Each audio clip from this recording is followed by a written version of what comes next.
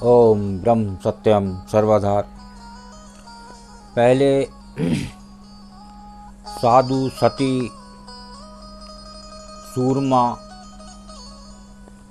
और एक सुंदर स्त्री के बारे में क्या संदेश है कबीरदास जी का। कौन आज साधु है, कौन आज सती है, कौन आज सूरमा है, कौन आज सुंदर स्त्री है। तो पहले एक विचार एक सत्पुरुष के, उसके बाद कबीरदास जी की वाणी श्रवण करिए। पूजनीय सती माताओं, संत महापुरुषों एवं सूरवीरों की अमर कथाएं बहुत ही लोकप्रिय हैं। उन्हें सुनकर हृदय में प्रसन्नता की लहर दौड़ जाती है। वास्तव में जो सती हुई, जो संत महापुरुष हुए, सूरवीर हुए, उनकी अमर कथाएं बहुत लोग सुनते हैं और जितनी बार सुने उतनी बार वो नई लगती हैं। नेत्रों में श्रद्धा का जल भर आता है तथा मन में उत्साह का ज्वार आ जाता है, क्योंकि इन कथाओं में सत्य का, साधुता का तथा शौर्य यानी वीरता का अद्भुत पराक्रम होता है, जो कि हृदय के सुप्त भावों को जगाकर उसमें नवीन स्फूर्ति भर देता है। अतः उनकी ये प्रेरक कथाएं हर किसी के मन में रूपी घोड़े पर सवार हो जाती हैं। और सुंदर स्त्री के बारे में बताया है, वो स्त्री सुंदर है जो प्रभु श्री राम का नाम ले, वो परमात्मा का नाम हर पल ले। अगर वो नाम नहीं लेती तो वो सुंदर स्त्री नहीं है। तो आइए अब ये वाणी को श्रवण करते हैं। ये कबीरदास जी की वाणी क्या संदेश दे रही है। सती विचारी सत किया, सती विचारी सत किया, ले अपना बेभेष।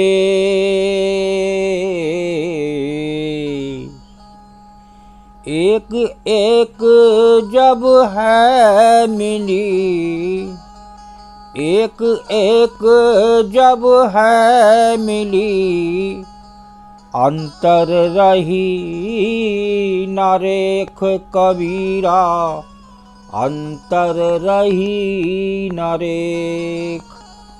सती विचारी सत किया, ले अपना बेभेष।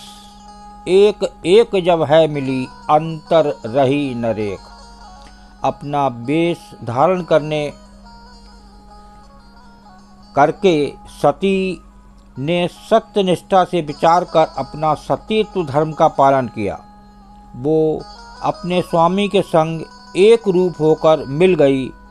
दो के अंतर की रेखा ही ना रही, दोनों एक संग एक रूप हो गए। देखिए, ये बात समझने की है कि दोनों एक रूप हो गए। कभी भी ऐसे जो सती होती हैं वो कभी अलग नहीं होती। तो वो ऐसा एक भाव होता है मन में, जिस प्रकार एक बार कृष्ण जी ने राधा जी से कहा था कि हम दोनों अलग अलग नहीं हैं, एक ही हैं। तो जहाँ एक भाव होता है, एक साथ होता है, एक मन होता है, तो वहाँ भाव भी एक होता है। तो आइए दूसरी वाणी सती के बारे में क्या बयान कर रही है। सती चमा के अगन सो, सती चमा के अगन सो, सूरासीस डुलार।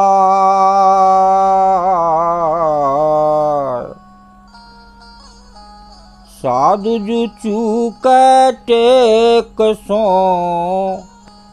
साधु जु चूक टेक सो, तीन लोक अथड़ाए कबीरा, तीन लोक अथड़ाए। सती चमाकै अग्नि सु, सूरा शीस डुलाए, साधु जु चूकै टेक सो, तीन लोक अथड़ाए। माना यदि किसी समय सती चिताग्नि में उसकी प्रबल आँच को देखकर देह चमकाए और सूरबीर युद्ध स्थल में अपना सिर हिलावे, जिस प्रकार अर्जुन बार बार कृष्ण जी के समझाने पर भी युद्ध करना नहीं चाह रहे थे। बोले ये सब अपने हैं, मैं युद्ध कैसे करूं। तो ये बार बार कृष्ण जी को समझाना पड़ा और पूरे 18 अध्याय उन्होंने भागवत गीता के अर्जुन जी को सुनाए। तब कहीं जाकर उनके मन में ये बात आई जो कृष्ण जी ने समझाया कि ये तुम्हारे मारने से पहले ही मर चुके हैं। तो देखिए ये बात, एक सूर वही होता है जो एक लड़ाई के मैदान से ना डिगे। और जिस प्रकार वो बात देर में समझ में आई, लेकिन आई और युद्ध हुआ।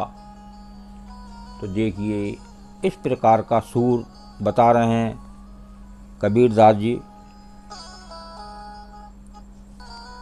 और साधु अपनी साधुता के नियम संयम से चूक जाए तो ये तीनों लोकों में पतित निकृष्ट कहलाते हैं, सर्वत्र इनकी अपकीर्ति होती है।